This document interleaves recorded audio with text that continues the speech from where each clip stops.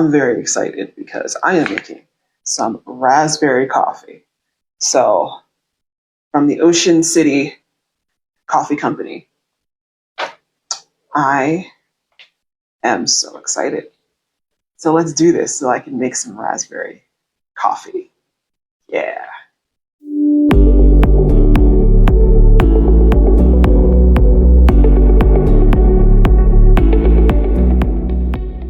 It's the middle of the night and you're lying there wondering how you got here. The life you built so carefully suddenly feels like a beautiful prison. You're asking yourself the question that keeps so many women awake at night. Can you start your life again at 40? Let's talk about it. Hi, I'm Keisha Dent. I'm a certified hypnotherapist who specializes in helping women navigate what I call the midlife metamorphosis. And if you're watching this wondering if it's too late to change everything, I have some truth for you. First, let's destroy the biggest lie you've been sold, that 40 is too old to start over. So this is patriarchal programming designed to keep women small and to keep them scared and to keep them stuck in roles that are simply existing to serve others. Men are celebrated for their second acts, right? Well into their 50s or 60s and beyond. But women, we often get, if not directly, indirectly messaged that our prime ends at 30. What absolute nonsense. Your 40s are when you finally have the wisdom to see through the lies you were sold in your 20s and 30s. You have superpowers that your 25-year-old self never had, was still developing, and that could never possess. I've worked with women who've launched businesses at 45, who found their soulmates at 50, who discovered their true calling at 55, 60, and beyond. Second, feeling lost in your 40s isn't just normal. It's sacred. It's an initiation. It's a transition. What you're experiencing isn't a midlife crisis, and that term was literally invented to pathologize women coming into their power. This is actually an initiation, a transition. That voice asking, is this really all there is to life? That's not necessarily an end or despair unless you decide it is. It also is your soul just growing.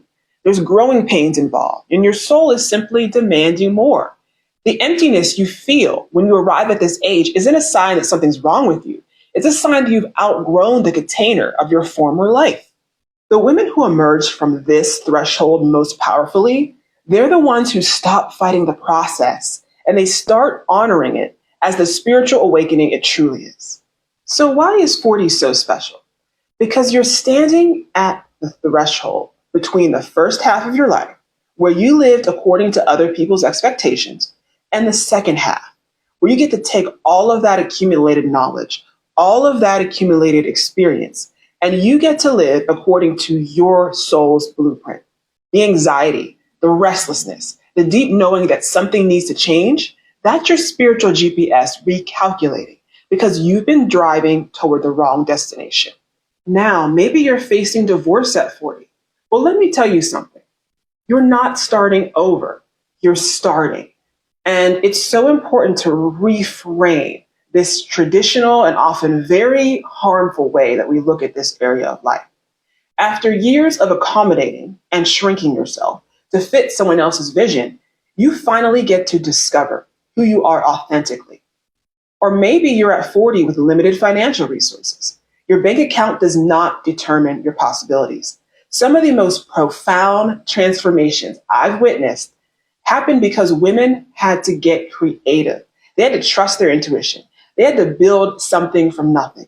And let me tell you, there is nothing more powerful than seeing yourself generate resources out of ether. There's just nothing like that feeling. It's incredible. Having limited resources doesn't necessarily mean you're behind. It means you're unencumbered. There's actually a freedom in that position. You don't have, like many people, golden handcuffs on, keeping you in soul-draining situations.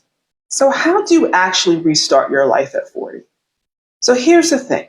You don't restart by adding more to your overwhelming existence. You restart by subtracting, by excavating who you truly are beneath decades of conditioning. And one of the most important places to start is through reframing the narrative of where you are in your life. reclaiming the truth of where you are in your life. And by, again, subtracting out what you've been told about midlife, about women at this age, about aging in general, and about what is possible. And understand this may be no small feat. We've often spent decades at this point constantly absorbing overt and covert messaging that is designed to shrink us, to shackle us, to put us into subservient roles, and to minimize our power. And it's so important that you understand that in order to make the most of this time of your life, you need to push back and challenge your own identity and challenge what you think about yourself and who you are at this point in life. Secondly, stop trying to figure it all out, right, with your mind. Your intellect got you this far, but it can't navigate everything. It can't navigate the territory that you're entering until you have more information, until some things start to click into place. We need to drop into our intuition here, and we need to begin to honor our own ability to handle anything that life throws your way. And you can handle it because you wouldn't be here if you couldn't. If you're anything like me, like millions of other women who stand around you in this point in time, you are here because you have inherited survival traits.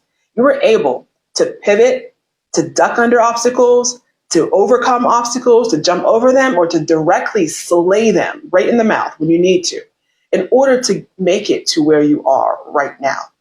And that ability carries forward with you. It's about seeing yourself in this new life and allowing that wisdom that lives within you to surface. Third, start listening to your discontent instead of trying to fix it. Those depressing thoughts that you have about where you're at and where you're going, that's information about what needs to shift. Your anxiety is an energy that's trying to move you toward your authentic path. And fourth, begin the sacred work of reclaiming yourself. This doesn't have to be big and dramatic.